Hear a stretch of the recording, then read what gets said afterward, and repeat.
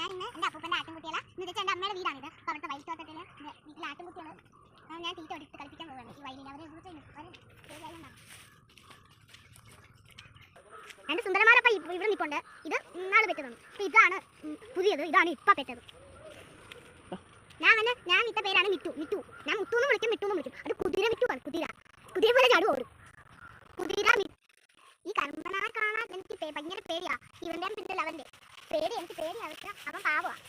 മിറ്റു നിന്റെ കുതിര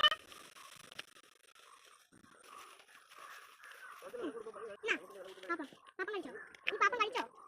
ഒരാട് പുല്ലിന്ന് വയറ് നിറഞ്ഞ് റെസ്റ്റ് എടുക്കുവാണ്. ഇപ്പം എണീച്ചു. ഇത് കണ്ടോ? ഇതെന്താണെന്നറിയാമോ? ഇന്ന് നമ്മുടെ വീട്ടിൽ രാവിലെ ഒരു കുഞ്ഞു കോഴിയെ പൂച്ച പിടിച്ചതാണ്. ഇവിടെ മൊത്തം കിടക്കുവാണ് ഗൈസ്.